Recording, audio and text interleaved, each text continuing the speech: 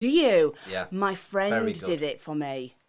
Yeah, Yeah, I love it. right. You'll have to So, give me a number. yes. So, Johnny, you are a hypnotherapist, True. a hypnoanalyst? Hypnoanalyst. Yes. Also, you're trained in NLP Yeah, and creative writing.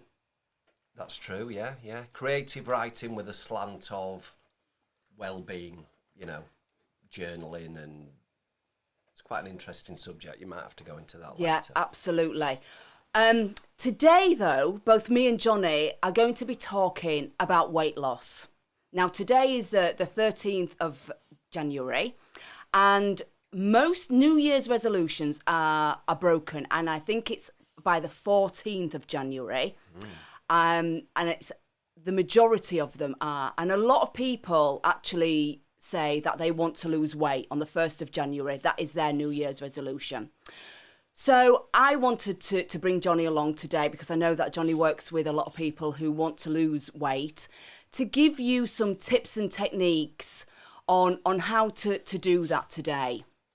But first, let's kick off with a song, and it's Kieran Doyle and When You're Around.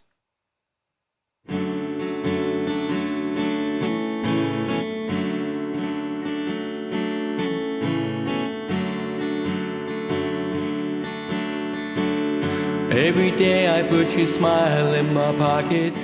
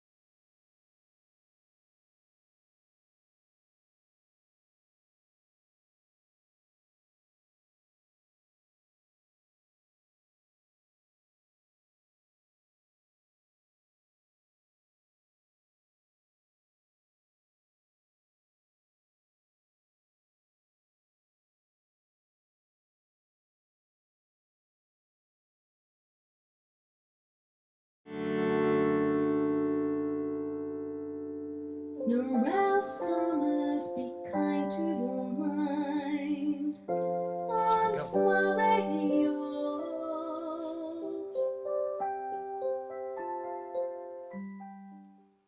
So that was Kieran Doyle. Go and check him out on Facebook and YouTube. Is a brilliant talent, brilliant local talent. And that's what Smile Radio is all about, you know, promoting unsigned artists and bands.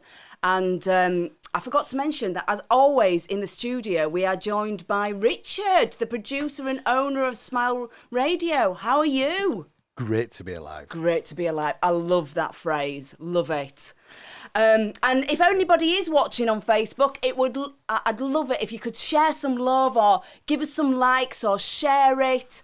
If you put some comments in the comment box, or you could email richard@smileradio.co.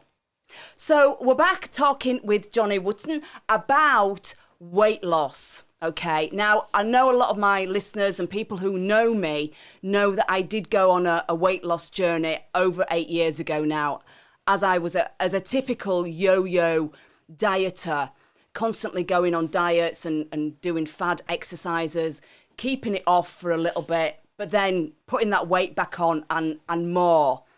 And I think what was interesting when me and Jonny was talking, and also if people have seen the post, that people can quit smoking, they can quit alcohol.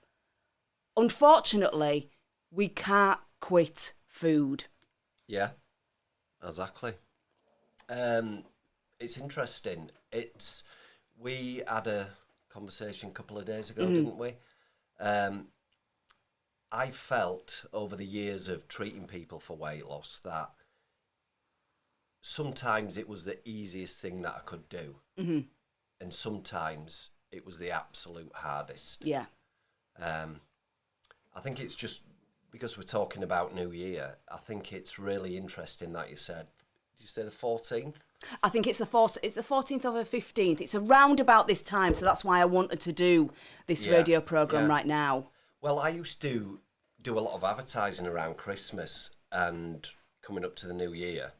Back in the early days, up to like 2009, and I was always really underwhelmed with the amount of calls that I got at the start of January, and I'd sit back and think, right, I've just thrown £1,000 at this, and you know, I need to get some money back, and I'd be a little bit sad about it, and then you get to the middle of the month, and the calls start coming in. Yeah. But I didn't know this kind of the data that you've got. Yeah. That most resolutions kind of, and to be honest, it's understandable. You finish Christmas.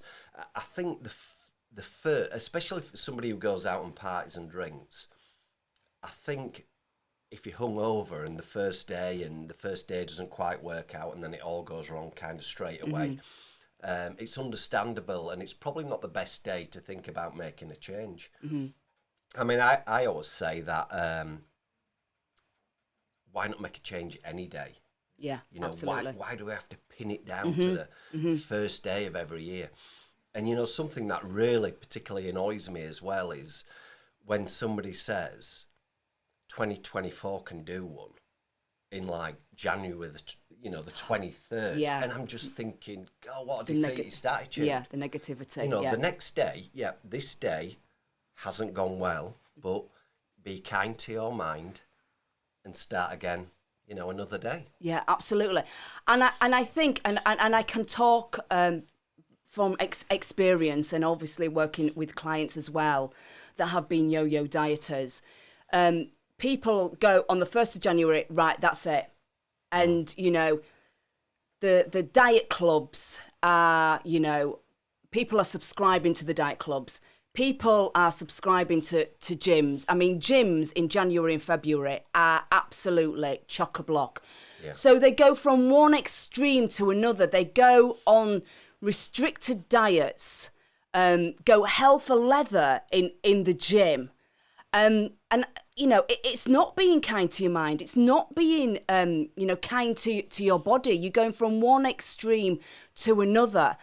And what I realised, because I was a typical yo-yo dieter for over 20 years of my life. I've tried every diet under the sun. The thing is, it's about the relationship you have with food. It's for me and a lot of my clients, it is much deeper. The relationship with food. Now, when I was growing up, and I'm not blaming my parents, and I think a lot of people were brought up like this. It was homemade meals, fresh homemade meals. You might occasionally have a pudding, but then when I went to college at 16 and saw these vending machines, I was literally like a child in a sweet shop.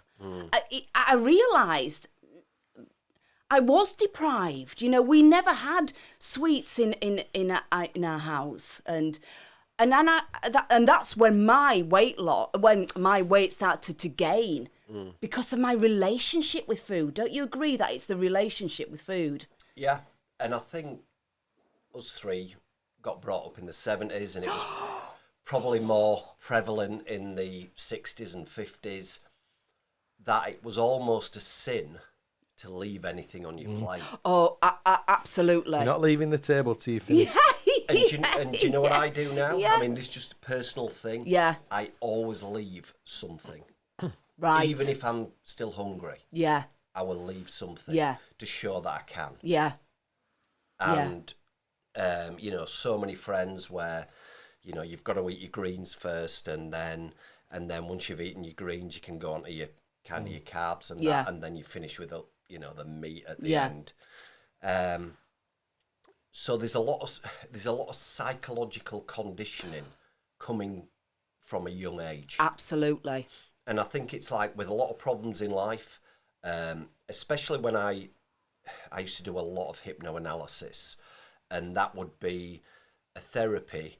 Put it two different ways, really.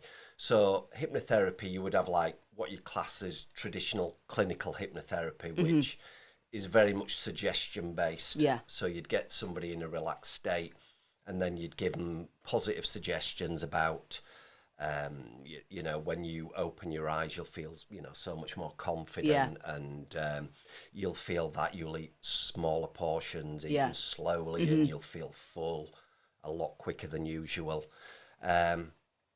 But the hypnoanalysis would be when somebody has tried something like this, it hasn't worked, and they've been to Slimming World 20, 30 times, and they've got this kind of terrible relationship with food, really. Yeah. So hypnoanalysis is on the doctrine of cause and effect. So it's admitting that, yes, there is a problem. Let's try and find what the root cause of it, which is nearly always probably before puberty, before, 12, 13, 14 years old. And you try and deal with the problem that way. Yeah. A lot of the time as well, which is quite interesting, it doesn't really have anything to do with food. The kind of the symptom, which is the overeating or the lack of exercise or the lack of confidence, it can come from something completely different. And it's just, it's almost like, we're in a room here, lovely view, by the way. He's looking at me, by the way. Sorry. Yeah.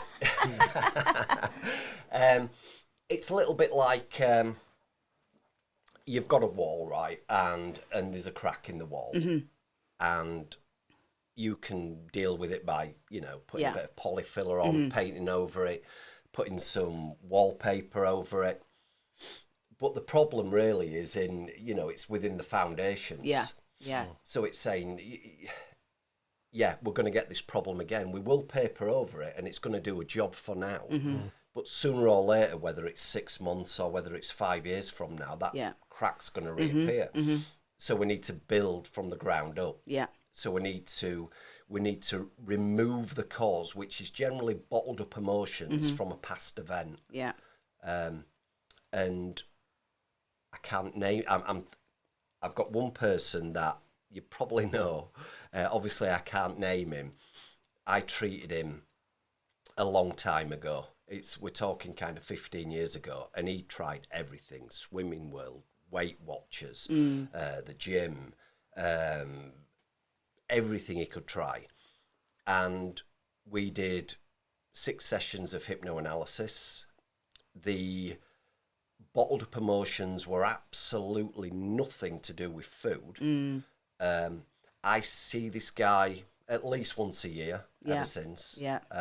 He was probably 17, 18 stones at the time. He's probably like, he's never been a skinny guy, but he's probably like 13, but he's remained that. Yeah, yeah. And he hasn't really done anything. He just doesn't have any unresolved anxiety that he needs to temper down by opening the fridge and, you know, grabbing some cheese or something like that. Yeah. When I learned NLP and Havening, which is neuro-linguistic programming, basically what you think about is how you feel, and that has a knock-on effect with your actions. And Havening, which is a psychosensory therapy that uses touch and visualization to remove negative feelings attached to negative memories. What I did, because I was completely a yo-yo dieter, I first identified the relationship that I had with food when I was younger. But then when I identified the times and the events when I was putting the weight on throughout my adult life, I identified that it actually was attached to relationships, mainly personal relationships, but sometimes work colleagues' relationships as well. And so, you know, when I was unhappy or I was struggling with any kind of relationship, my first port of call would be the cupboard and the fridge. And it's about removing those emotions and dealing with that emotional baggage. And I like that analogy of the wall. What I use with my clients is I say, you have a weed in your garden, okay? So if you go to a diet club, you're going to take that green stuff at the top. You're going to take the leaves off. But once you stopped with those diet clubs, that root is still there. Yeah. And it's going to regrow again. Sorry. Similar thing. Yeah, absolutely. Sorry. No. We just got a message from Kieran. Yes. He just said, morning, Kieran, and great song, by the way. Yeah, brilliant. Yeah. He does come down to our live lounge at Smile Bar, so get yourself down every other Wednesday. Yeah. Anyway. He's put on, he suffers with rheumatoid arthritis, and he does, what is it, a 16 to 8 fasting program, and he was 13 stone 9, and he's down to 12, and it's a combination of this. What did he say? So like intermittent fasting. Yeah. He says he eats fresh fruits. We feel great, but truly Brilliant. believe that people must lose weight for their health and well-being, and not for vanity. Yeah. There's fitnesses I know, gym junkies who obsess about it. Yeah, Great show. absolutely. Thanks, Thank you very much for your comment. And what I would like to say as well, you have to do what is right for you, don't you? You know, Yeah, no one size fits No, all. there's a lot of people out there that contact me and ask me what I eat. And I'm very reluctant to tell them my eating patterns and what I eat. Because at the beginning, when I was kind of pushed to, people go, oh no, tell me. And I told them, they'd go, oh, well, I couldn't do that. Well, I couldn't sustain that. You've got to do what is right for you. Don't you agree with that, Jonny? Absolutely. I'm just thinking about intermittent fasting Yeah. now from what Kieran said. Both my sons, both gym goers, both in well, the youngest one actually yo-yos a little bit. Yeah. The eldest one, you know, he stays pretty solid, but the youngest one swears by intermittent fasting, which really works for him, and it does. You know, it's almost the in thing. Yeah. I would say at the moment. But you've still got you still need the motivation. Yeah, absolutely. To not eat for 16 hours. Yeah. I mean, I know probably 8 of those hours You're asleep. You're going to be asleep. But you still need that motivation and, you know, the strength and the willpower, you know, to get through that. And that's probably when you're going to look more at an NLP method, Yeah. or you're going to look at suggestion therapy. something that I would like to do if somebody came and they said, right, this works for me. I just need the motivation and the desire and the willpower to do it. And I would say, right, okay, well, let's try this first. Yeah. And so you would, you do some suggestion therapy, but a type of, it's a little bit NLP based, really. So that's neuro-linguistic programming. And I'd like to do almost like an out with the old, in with the new. So, and you've probably thought about this, you've probably even administered this. I would have people pretend they're sitting in the cinema and they would look at the screen and they would see themselves as they are now. And what I would then do is that then I would get them to turn the colour black and white. Then I'd get them to turn it like almost like a sepia, really grainy, and then get smaller and smaller and smaller and smaller until it disappeared. And you'd put in some kind of, probably some, I didn't like to do this all the time, but some kind of negative suggestions. This is the old you when you felt bad about yourself and blah, blah, blah, but it's disappearing, it's getting smaller and smaller and more black and white, more black and white. And then the next part of it, the picture would begin to reappear, which would be the person that they wanted to be. Yeah. So they'd be in amazing shape, they'd be at the gym, they'd be laughing and smiling, and they'd be carrying the kids around, and the wife would still be interested in them, and work was going amazing. So the motivation wouldn't really even come from suggestions. It would just come from a really powerful image of what life would be like if they kind of followed the suggestions.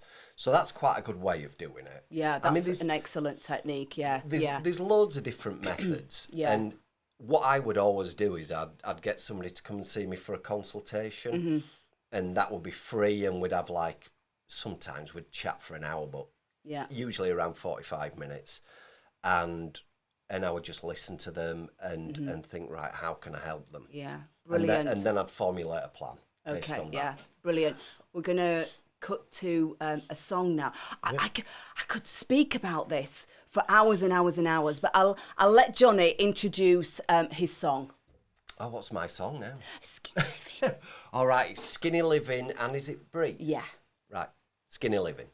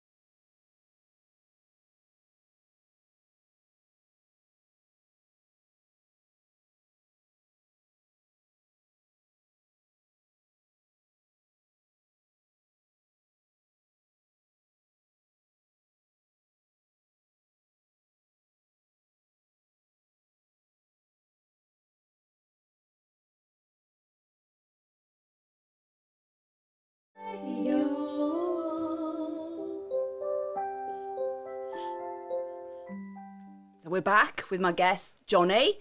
And Richard was just sharing a story about his eating patterns, which was quite interesting. Would you like to share those, Richard? Yeah, since we've opened the bar, we're nearly 2 years old now, but me and Marie, our eating habits have shocking. I've put about over a stone on in the last 12 months or so. Yeah. Whilst I were doing the refurb, I lost a lot. Yeah. Obviously. Yeah. But Grafting. yeah. But we can go all day. We'll, might have a sandwich in the morning or something, but we can go all day. And then some night we'll come home from the bar, and it might be sort of 12, 1 o'clock in the morning, and we're having our tea, and then I'll go to bed. Do you know what I mean? And then I know that I've put a lot of weight, and it's not that I've got, saying I've got any issues with food, but it's just our eating habits, and it's what we're eating as well. We're eating a lot of crap, if I'm brutally honest. So we try. But Jonny mentioned something as well in the break that, it's about preparation, but I'll go back to you, Jonny. Yeah, I mean, I'm not a dietitian, but I would say if you have some food available, make a little pack up, could be some brown rice and some prawns or something like that, and, almost even set something on your watch, it's 2 o'clock, have a little bit now. But, like you say, if you're doing 60, 70 hours a week, it's difficult. But I suppose you've got to make it a bit of a priority. Yeah. I mean, I must admit, I'm not happy with how I am, and I'm not saying, woe is me, like that. But, I know that I need to, because I'm getting at an age where it gets a hell of a lot harder to shift it, so it's... But the thing is, it is about getting a habit, isn't it? And it's about getting a routine. Something that you said, it's about being in the moment when you're eating. When I was a yo-yo dieter, there was many times I would jump in the car, I'd go to a certain fast food place, a drive-in, and I would eat whilst I was driving.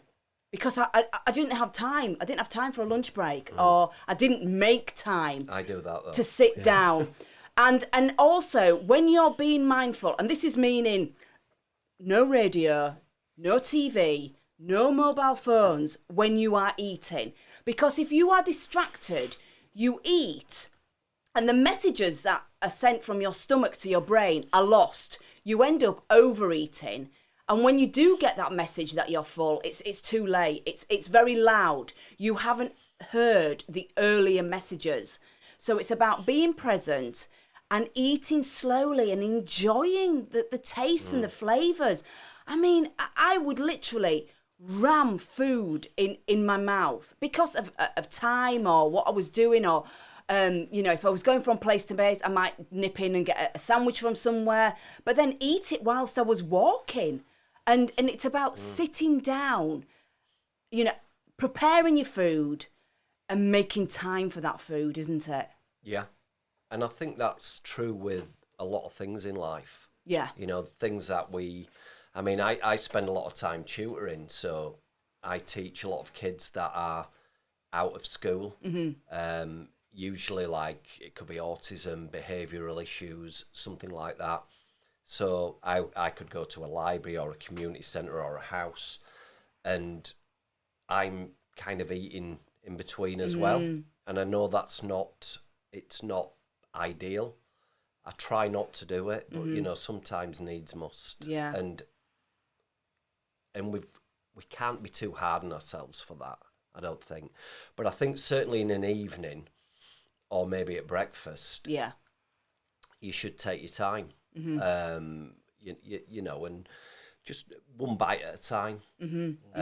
Just enjoy each bite. Yeah. And as well, if you eat slowly, I think it's scientifically proven that you'll find yourself, you'll realise that you're full. When you said, if you were going by a well-known fast food outlet and you're driving and you're eating and you're listening to the radio and somebody's beeping at you for kind of cutting them up, being a woman driver and stuff.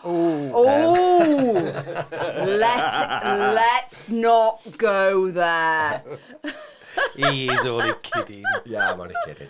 But yeah, I think in an evening, certainly. It's one of the things that I've got a friend who makes sure that their family does this on a regular basis. One of the things that kind of annoys me at home, and the only time we really sort of observe this is maybe on a Sunday. Everybody's eating at a different time. Everybody's eating something different. Nobody sits at the table together. I mean, my eldest son, Matt, who's just amazing at everything, it really kind of winds me up that he's eating with his headphones on and I'm trying to have a conversation with him. You know, I suppose, you know, when we grew up, eating was kind of, it was like might have been the only time that the family got together. Yeah, yeah. And, you know, you shared what was going, you know, what have you done today and what have you done? Or school's been terrible. You know, I think I'm going to get fired from work. You know, obviously, hopefully more positive than that. But, you know, there's ways and means. But I do think, like you've done, Narelle, and, you know, you've lost a lot of weight and kept it off. That's the main thing, isn't it? You've kept it off for a number of years. Yeah. I think it's really good practice to eat slowly. One of the suggestion kind of scripts that I follow, it's something that I've developed myself. Yeah. There's a lot of suggestions about eating slowly and enjoyably at meal times and feeling fuller and more, you know, nourished with smaller portions. Yeah. And I think it's something else that's it's probably trendy as well in hypnotherapy now. It would be like the hypno band. Oh, okay. It's Yeah. something I've never used. Yeah. But I think inadvertently, I'd probably used it for many years, telling people to eat slowly and eat smaller portions. Because with the hypno band, which is kind of, it's a psychological gastric band. Yeah. So it's giving people suggestions that their stomach will only take so much. Yeah. So it would be like physically impossible to eat more than a tiny bit. And the thing is, and that's really important, isn't it? I'm a visual person, so I can imagine a small stomach inside me with that band on, and I think, you know, you talked about that technique that you use in the cinema. I actually use that with my clients, and I did that actually on myself as well. Because what's really important when you're losing weight is that inner picture that you have of yourself. You know, some people lose weight and they look at themselves in the mirror, but it doesn't match the image inside their head. Inside their head, they have still got that image of an overweight person. And it's about changing that image. And that technique that you use and I use with my clients is to change that inner picture. That inner picture is your slim looking body, you know, how you move, how you interact with people, what your language is, because you become more confident. So it's about changing that inner image. Yeah, definitely. And I think you've got to put, when you're giving somebody a visualization, you've got to put as much information as how do you look? Yeah. What's the weather like? What clothes are you wearing? What are you thinking about? And then when you're doing we talked about this in the break. Yeah. When you meet somebody for like a consultation, it's really good to ascertain, are they visual? Are they auditory? Are they kinesthetic? And once you've got that information, it's easier to tailor a program that's specific for that person. Yeah, absolutely. Because it's the language that we use. If you're auditory, I can hear you. Yeah. I see you, you know, and it's the language that you use within that visualization to connect with them.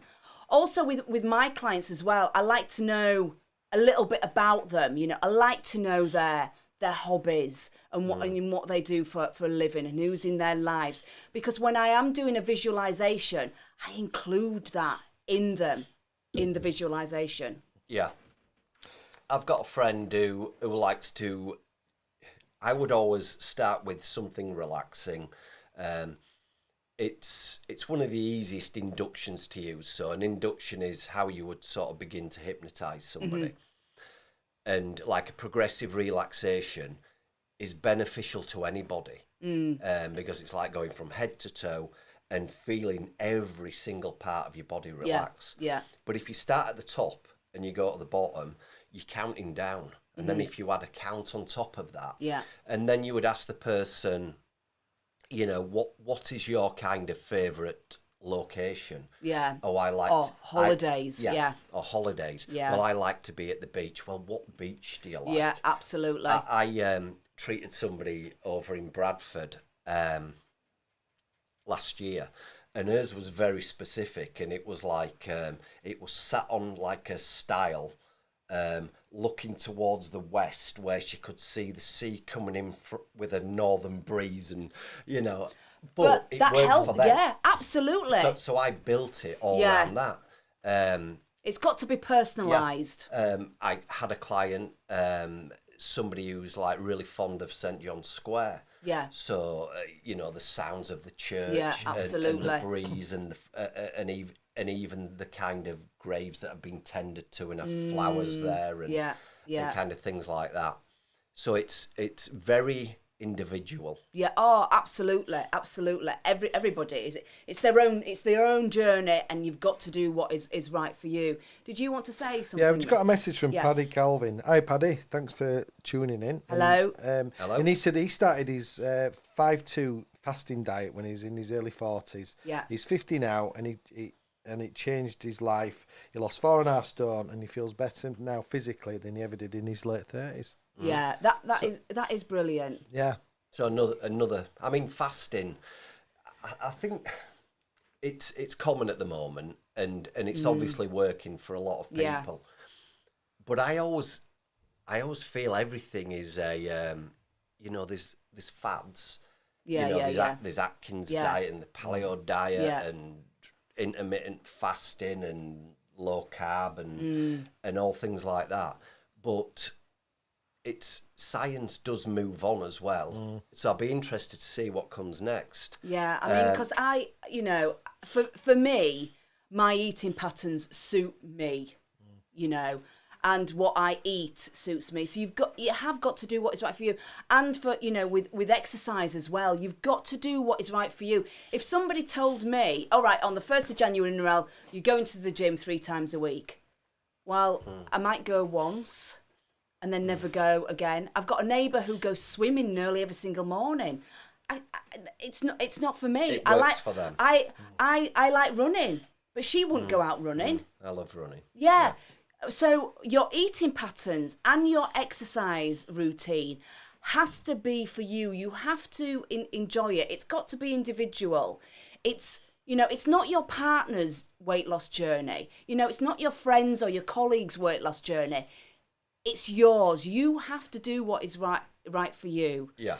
And now we're going to play another song. So this is called A Million Dreams by Perfect Measure. And it's actually Alison and her friend who does my jingle. It's their song. Well, don't forget, if you've missed this show or any other show, you can go to our website, smileradio.co/on-demand. You can listen for free, or you can download the podcast for a couple of quid. Every little helps. Anyway, we're right back after this.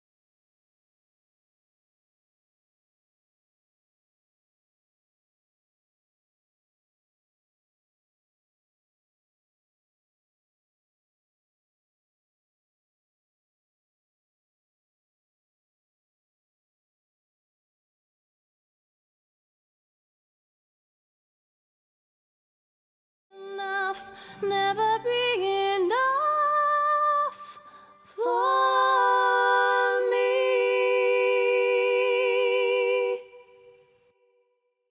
Narelle summers, be kind to your mind. On Small Radio.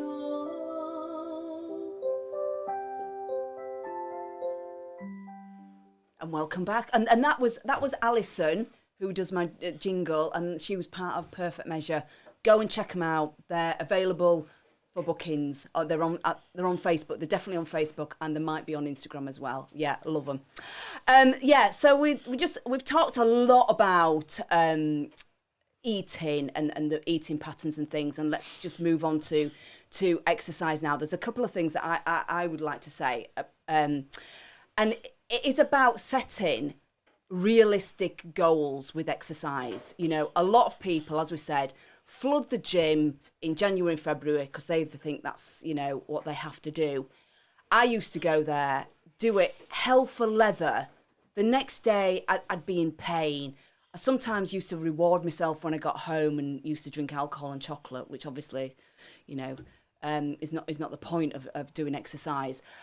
You have to do what is right for you, and just little small goals. You know, some people think, oh, I need to do 100 sit-ups. That's my goal. I'm going to do 100 sit-ups every single day, and they've never done one sit-up in their life. You know, start small and build on it, because small steps lead to big changes. And habits. And we were just talking in the break. Sometimes it is difficult to get that motivation and to procrastinate over exercise. You know, I've used a lot of excuses in the past. When I used to do exercises with my friends, and they used to go, "Oh, I'm not doing it tonight," and I go, "Oh no, neither am I." And you know, or if it was raining, I'm not going out. Or I'm tired, I'm not going. You know, I always in the past had excuses. But Jonny, you were talking about a technique on how to get over that and to get that motivation and to put that procrastination to one side. Yeah, it's by an American psychiatrist called Phil Stutz. Mm-hmm. It may have been seen on Netflix. They did a documentary, and it was with Jonah Hill. Okay. So Jonah Hill was his patient, mm-hmm.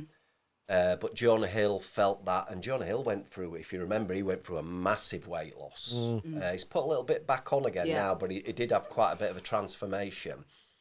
And Phil Stutz was a psychiatrist that got brought up in, I think it was in Brooklyn, and it was almost like his parents were at war, and he was almost kind of the in-between with his parents. So naturally, when he got older, it was like something that I felt as though he had a bit of experience in already. Moved to Los Angeles, and he is now like a therapist for the stars. Mm-hmm. It's when you look at it like that, I'm thinking, well, it's maybe not for me. But mm-hmm. I read the book before I saw the documentary, and I didn't know anything about him. Mm-hmm. And he has this technique it's for fear, really. But you could put procrastination mm-hmm. under the bracket of fear. Oh, yeah, absolutely. It's a fear of, you know, being out of your comfort zone to begin with.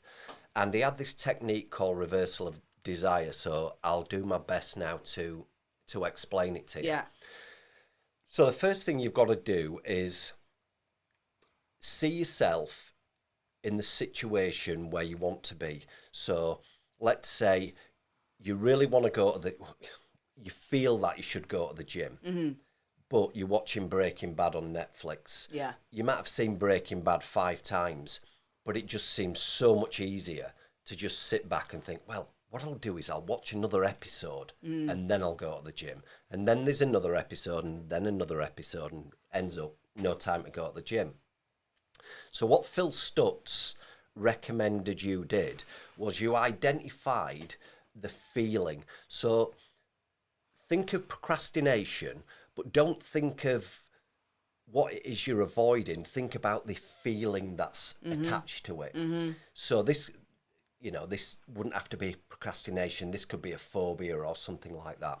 So think of the feeling. Mm-hmm. Really feel feeling in your mind, in your body? How does it make you feel? Do you sweat? Does it make your hands clammy? You know, does your heart beat a little bit faster? Really feel it. Immerse yourself in that feeling. Then what you've got to say is you've got to visualize a cloud in front of you then. So see a cloud. You've been visual. Yeah. Can you see I the can cloud? see the cloud. You can see the cloud. So the cloud's there. Yeah. And you've got to say to yourself, with lots of desire, bring it on. Just bring it on. Come on, bring it on. You know, almost even scream it. Yeah, yeah. You can yeah. say it in your mind, you can scream it out loud, bring it on.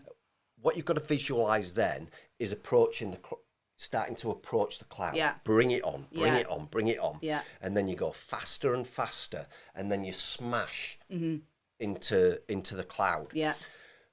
When you're inside the cloud, the cloud is immersed with all those feelings that you've brought on about procrastination or fears or whatever it might be, and really feel it. Yeah. And then say to yourself, now this is a bit negative, this, but say to yourself, I love pain. I Right. love pain. Okay. I love it. I absolutely love pain. And then imagine that the cloud is spurting you out. And then as soon as you go out, imagine being in bright sunlight and say, pain sets me free. Okay. So instead of giving yourself positive suggestions all the time, what you're doing there, you're facing the fear that's holding you back. Yeah. So it's a different way of doing it, but it's actually saying, come on, let's bring it on. Yeah. Bring it on, bring it on, bring it on. Speeding into the cloud, inside the cloud, being surrounded by all this fear, and then saying, I love fear. I love it. Absolutely love it. Bring it on, bring it on, bring it on. Spurts you out. Pain sets me free. So it's about facing something and saying, I'm not scared of you anymore. Wow, that's quite powerful. And also, it's the language, isn't it, that you're using? Pain actually sets you free. Now, Yeah. I actually use a technique with clients, and sometimes it's to do with procrastination, and it is to do with your feelings. You know, so I sit my clients down, and how would you feel once you've completed that task? How will you feel once you've lost that weight? How will you feel once you've been to that gym? And all those positive feelings, I want you to feel right now. And I get them to close their eyes and connect with those feelings. I generally have them with their hands on their heart to connect with those positive feelings before they've done it, to give them the motivation and to drive, because you know, once you've done whatever exercise, you're going to feel alive, you're going to feel positive, you're going to feel confident, So bring that feeling forward to now and be driven by those positive feelings. Yeah, totally agree. Completely agree. It's funny, we're talking about weight loss and we're talking about New Year's resolutions. A big one would be somebody to stop smoking. Yeah. And it's funny, while you were saying that, I was thinking about this. The NHS adverts nearly always mention health and money. Yeah. But when you really delve into the psychology of people stopping smoking, it's not about money. Yeah. And health doesn't have any tangible power in the present moment. Yeah. And let me try and explain this. Money takes too long to build. So let's say, for instance, Richard over here smokes. You don't smoke, do you? But It stopped 11 years ago. all right. Well, you might identify this in the past. Let's say you've stopped smoking for 3 days. Yeah. And you're saying, I've stopped smoking for money. And you have the worst day of your life. Chances are, unless you're very mentally strong, and it might have happened to you a few times, you'd think, right, well, I'm going to buy a packet today and I'm going to stop next week. The money takes too long to build for it to have any power to do anything for you in the present moment. And the same goes for health. People who stop smoking for health, which is a massive reason to stop, has a little bit more power when you know, for instance, you've just had children or you've been told that you're going to die in the next month if you don't stop smoking. But if you use health as a general motivation, you have no proof. You've got a very good idea it's going to help, but you've got no proof that you're going to live any longer. So let's say, once again, you've stopped for 3 days, you're in a traffic jam, your wife's leaving you, you're getting made redundant next week, and you've got a packet of cigarettes in the car. Chances are you might think, right, okay, well, I'm really in the, you know, I'm not in a good situation at the moment. Chances are you might have a cigarette and think, I'm going to stop next week. Yeah. Now, let's say there's somebody sat next to you in the car and they say to you, it's a little bit different, this, but it's tangible, it's in the present moment. If they said, I will give you £1 million now to not smoke for the next week, and if you smoke, that £1 million will evaporate, they could do it then, because, yes, money's involved, but it's tangible. It has power in the present moment. And it's very much like exercise, where we can think we'll do it next week. So that's, I know I've kind of gone off on a tangent here a little bit, but it's similar. It's about having something that has power in the present moment, not power, you know, 6 months down the line. Absolutely. And we are coming to the end of the programme. I mean, I could actually sit here and talk for another hour. I don't know about you, Jonny. Yeah, it's been good. Yeah. So I just want to say thank you so much for coming in and joining me today. If any listeners want to get in contact with you, where do they find you? What do you do? Well, you can find me, Jonny Wootton, on Facebook. I have a Facebook page, The Hypnotherapy Way. Yeah. Email is johnny@thehypnotherapyway.co.uk. The Hypnotherapy Way website will be completed in 2 or 3 weeks, so it's not there at the moment. To find anything else about me and what I do a lot of work within kind of sports and kind of colleges and positive thinking and anything to do with mindset. The business for that is thestrongminds.com. Brilliant. Thank you very much. And so I've been Narelle Summers, emotional wellbeing coach and speaker. My email address is hello@Narelle Summers. I do one-to-one sessions. They're all on Zoom, so you can do them in the comfort of your own home. I'm also a wellbeing speaker, so if you're organising an event, do feel free to reach out. My keynote is called Be Kind to Your Mind. I also do speak about my weight loss journey and the techniques that I have used. Thank you so much for listening, and I'll see you next time. Yeah, thanks again, Narelle, Jonny, great show. And for everybody who's been listening, Kieran, we're going to finish off with your song as well. So don't forget, if you want to come down to Smile Bar and Venue in Huddersfield, we are the newest, largest music venue in Huddersfield. We've got all sorts coming up, so check out our website, smilebarandvenue.co.uk. And if you want to listen to the show or any other show, you can catch it again on smileradio.co/on demand. Have a great weekend, look after yourselves, and see you again soon. Take care, bye.